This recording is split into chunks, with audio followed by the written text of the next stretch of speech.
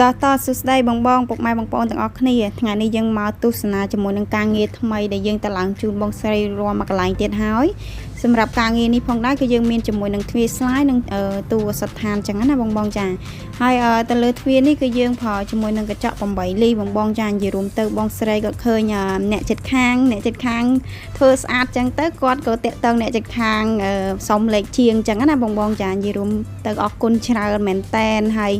យរួមអរគុណមានតែពាក្យថាអរគុណហ្មងណាបងចាដែលតែងតែគ្រប់ត្រនឹងណែនាំភ្ញៀវឲ្យខាងយើងជាហោហែចឹងណាយរួមអ្នកចិត្តខាងគាត់ឲ្យលេខទៅបងស្រីក៏គាត់តាក់ទងមកខាងយើង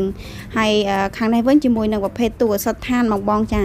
ទូរស័ព្ទឋាននេះគឺបងស្រីគាត់កំងចំនួន2ទូផងដែរចឹងណាបងចាទូនេះគឺស្អាតមែនតើដែលយើងធ្វើពីកញ្ចក់អលុយមីញ៉ូមបងហើយទៅលើទូនេះផងដែរគឺយើងប្រើជាមួយនឹងមេមូនេះគឺស្អាតធន់រឹងមាំមែនតែនហើយកម្រាស់កញ្ចក់គឺយើងប្រើ5លី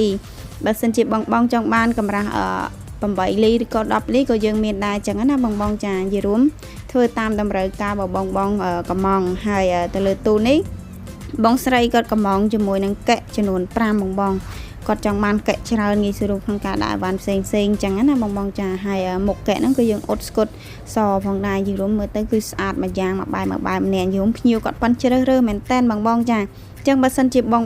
កំពុងតែមានចំណាប់អារម្មណ៍ក្នុងការបើកលក់សត្វថាឬក៏ចង់កាត់ទ្វារស្លាយទ្វារអូតូខាន់បន្ទប់គ្រប់ប្រភេទអីបងអាចកលេចមកឆាតសួរខសួរមកកាន់ page សិបកម្មជាងកញ្ចក់ធើមអ្នកស្មីយើងខ្ញុំបានបងធានាគុណភាព